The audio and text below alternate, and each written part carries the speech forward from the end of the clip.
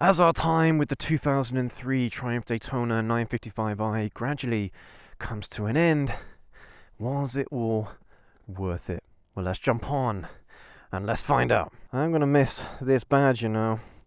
Made in Britain. This is perhaps one of the best things that Britain has ever made, was this motorcycle, and it is a bit of a bittersweet moment because I would absolutely love to keep this bike, but in order for us to make room for other bikes that we have coming in the near future, she has to go. Oof. I had this bike for another month or so I am going to be doing as many videos as I can, whatever videos I can think up of anyway, before we sell this bike. But yeah, in about a month's time we would have had this bike for a year. God, this gravel's awful. Yeah, a whole year we've had the Daytona here. Man, and what a year it's been. This bike has seen some of our channel's biggest successes. And I am going to be really sad to see this bike go, honestly. This has been... I mean, I'm just going to come out and say it. This has arguably been one of the best motorcycles I've ever ridden. And the fact that at the start of this bike's journey with us, I didn't really like it because it was very uncomfortable. It was a very aggressive riding position, more aggressive than I was expecting, funnily enough. But because you always expect like the Italian bikes or the Japanese bikes to be the most aggressive riding positions around, but nope, this is a proper super sport riding position through and through. But once I kind of got used to how this bike feels to ride ergonomically, I really did start enjoying this bike, and I started enjoying it thoroughly. Because if some of you are going to remember that when we had our Kawasaki ZX9R, this was the bike that basically replaced the ZX9R at the time, and I really didn't think there was that much different between this and the ZX9R, even though fundamentally they're very different. The ZX9R was a 899cc inline 4. The 955i here is a 955cc inline 3. And at the time I was like, wow, really? There's hardly anything different about these two bikes. But there actually really is. It might be subtle to begin with, but as you start riding this bike the way how it was meant to be ridden, in those higher end RPMs, and let's be frank here, this bike has got torque throughout most of the rev range. It's got torque at the lower end, it's got a lot of horsepower at the top end. In the middle there is a bit of a lull, but it's not massively noticeable. It's still very, very good. Alright? But this is one of those things that I just struggle to get over. It was like, oh, I've just replaced the ZX9R with another ZX9R that's more uncomfortable. Or less comfortable. So, like, yeah, okay. The bike was uncomfortable, and it took me a little bit of time to get through that. But the pickup on this bike, it really does live up to the hype. So you are getting a lot of torque, which is one of the things that I've noticed a lot about these older bikes, is that they're producing torque all throughout the rev range. Modern day super sports, the 1 litres, they're not producing any power below 10,000 RPM, which sounds absolutely ridiculous, but that is the unfortunate truth with modern super sports. But with the older ones, these are just on a totally different level. These were made for street riding, but they had that aggressive riding position of, you know, sport bikes and race bikes. But it's just amazing, you guys, how this bike has got, I don't know, like 2 or 3 horsepower more than the ZX9R did. It's not a lot. This is producing about 150, whereas the ZX9 is producing like closer to 140. Not a lot of difference really in terms of total power output. But this has got way more torque. This has got way more punch than the ZX9R did. Even though the ZX9R has got one extra cylinder. I mean, okay, this has got a little bit of extra displacement, but it's one cylinder down. So you'd expect that the ZX9R would be better at the higher end RPMs, where it's got more RPMs to play with.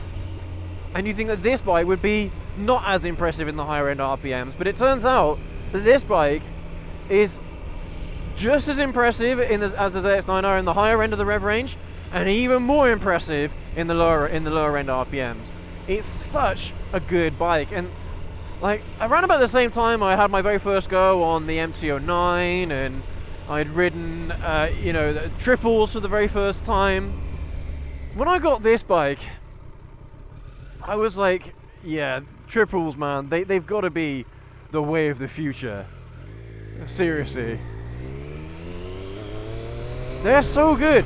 It's a great balance between having loads of torque and loads of horsepower. You haven't got to sacrifice one for the other. I truly believe that Triumph at the time, this is a 2003, but they've been making this engine, this 955i or this 955 engine, for long before they released this bike. I think because this bike's predecessor, the T595, that was also running the same engine as far as I'm aware. It might be a little bit different here and there, but for the most part, it was exactly the same. But they were ahead of their time when they were rolling this engine out. They really were. And not to mention as well that they are relying on triples that are smaller as well. You know, in like the street triple, for example, or the 675 Daytona, that's also a triple. Triumph truly believes in triples as the future, and they're absolutely right. Like a great example is the MT-09 engine from Yamaha. Is just an amazing engine. It doesn't look like it's that impressive on the spec sheet, it really doesn't. But when you ride it, oh my goodness, it's one of the best riding experiences I've ever had. And lo and behold, that same engine was put in the XSR 900 GP from Yamaha, and that was also a fantastic bike, arguably even better than the MT-09. And lo and behold, now the new Yamaha R9, which is coming out this year, has also got the same engine as the MT-09. That triple is an amazing engine. It's absolutely fantastic. And this is equally as good. It's a great engine. And I did have a go on a street triple as well that was much newer than this. I think it was like a 2010 or 2012, something like that, street triple. That was amazing as well, you guys. Honestly, don't underestimate triples. They're very, very good. Everyone goes on about inline fours, and yeah, in a perfect world, inline fours are my favorite as well. But these are the best of both worlds. It's the compromise between torque and horsepower, top end horsepower. You're getting loads of everything. It's very, very good, and it doesn't even increase the vibrations of the bike all that much either, which is another surprise to me. You'd think the engine would be a little bit less balanced, but no, that's not the case. This bike is very well balanced. There's hardly any vibration coming through the handlebars at the low end of the RPMs or the top end of the RPMs. It's absolutely perfect. I love it. I love it. And now that Triumph have got are they still using the 1050? The 1050 triple? I think they are. But which way do I want to go? I'll go this way. I think they still are. I think they're still using the 1050, but that basically is what replaced this 955i. I don't think they made a 1050 Daytona, but they bloody well should have done. That would have been an amazing bike. But yeah, that 1050 is in the Speed Triple. It's in the Tiger. Is that it? Maybe there's a couple of other bikes that 1050 Triple is in. But yeah, again, a fantastic motor. But it's just I don't. It's just one of those things, you guys, because it was a bit of an epiphany, you know. Like, I didn't think much of triples to start off with. I was on the same bandwagon as most people, where like inline fours are the best engines by far. Like, I like parallel twins as well, but there's something about inline fours that you just don't get in a parallel twin, you know what I mean? But then I had my first go on a triple, and all of a sudden I'm on the triple bandwagon now. As much as I love inline fours, and arguably they are still my favourite type of engine. I'm not going to lie, I've not been on a V4, so I can't comment on V4s. I know that people say the V4s are the best. I can't comment because I haven't been on one of those. V-twins, no, I've not even been on a V-twin either, actually. But yeah, inline fours for me right now are still my favourite bikes, but these are a very close second.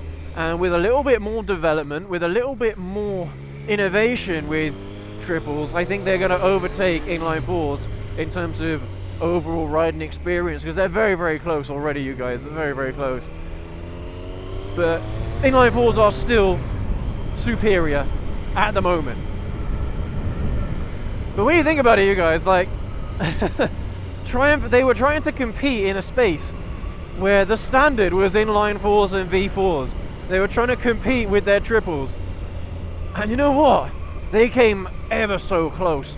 It just so happens that, like, you know, when Honda came out with their 929 and 954 Fireblades, and then Yamaha had their first generation R1 come out a very similar time period as the 955i. It's just I don't even know where I'm going. I'll go this way. It's just amazing what Triumph were able to achieve with this engine, considering the stiff competition.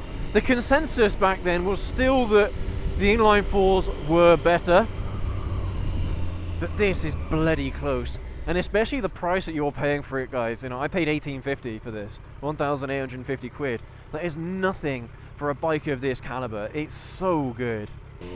And for the mileage as well, you guys. Like, when I bought this bike, it done, was it 27,500 miles, something like that, nearly 28,000 miles. I've put on just over 1,000 miles on this bike over the last 10 months or so, which isn't actually as much as I'd hoped, but we just have so much content to shoot and so many bikes to ride that I just haven't ridden this bike as much as I would have liked to. But it's so cheap for the amount of mileage and the amount of bike that you're getting. This is so cheap. When you look at R1s from this era or Fireblades from this era, you're looking to pay well over £2,000, maybe even closer to £3,000 or over £3,000 for one of those bikes. Funnily enough, the only real competitor in terms of price to performance to one of these is a ZX9R. They're going for very, very cheap as well, but this is better than a ZX9R from that era. Much better, significantly better. You know, and I love Kawasaki bikes. I think they're all incredibly fun, but there's something about this Daytona that just screams fun. Everything about this bike is meant to just put a smile on your face, and it absolutely does. This has put one of the biggest smiles on my face I think I've ever had on a motorcycle, and I've had the pleasure and privilege of owning this bike. It's just incredible, you guys. This bike is absolutely fantastic. Oh, mate. I don't want to hold anybody up because I'm shooting a video, so I've got to be sensible. I can't ride as quick as I would like to. But yeah, honestly, this is just one of those bikes that, considering at the start of my relationship with this bike, it's just come on leaps and bounds, and I've fallen in love with it so hard.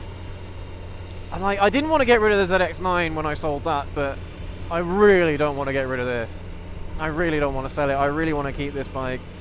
And it's been absolutely rock solid, you guys. I've had no issues with this bike whatsoever. Every now and then it has like some kind of electrical issue somewhere. The most recent one that I had was where the indicators, they would work, the indicators would work, but the little light that comes up on the dashboard to tell you that the indicators are on, that wasn't working for some reason. I stopped riding the bike for a couple of days, got back on it again, it started working. So like, it really isn't like a big deal. But that was one of the things that I was worried about the most, is like, you know, what is what's going to happen to this bike as I own it? Is Is it going to cause me a load of problems? Is it going to cause me a load of grief? Am I going to have to be fixing it all the time? And no, it's been absolutely rock solid. No issues whatsoever. And you know what? I uprated the gearing, so I changed the gearing, so I increased the rear sprocket size by, I think, is it 3 teeth? I think I can't remember what the teeth are now on that rear sprocket, but yeah, I increased the amount of teeth, so I was gearing it shorter, gearing it down, so I can get a little bit more torque. And to be honest with you, I actually think I preferred the original. I think I preferred the way how the bike was geared originally.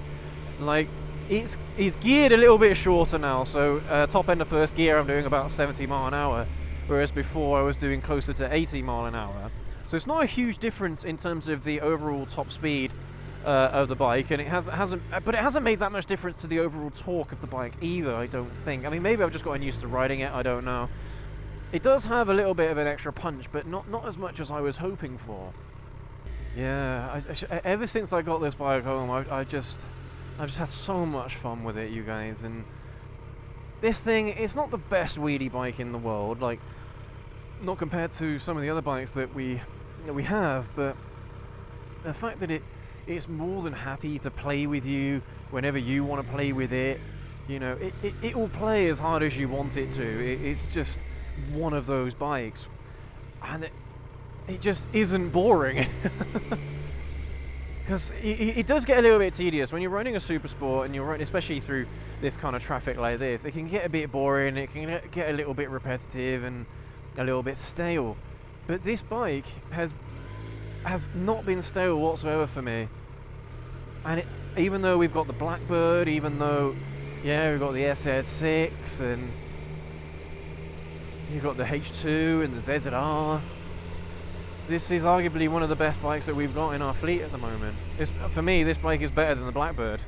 Even though the Blackbird is very, very good. That's not me throwing any shade on the Blackbird. Blackbird is very, very good. But I have more fun on this than I do on the Blackbird. Maybe it's the riding position, because the Blackbird is nowhere near as aggressive as this, and it's far more comfortable, but it's just, I don't know, there's something about it that just really draws me in.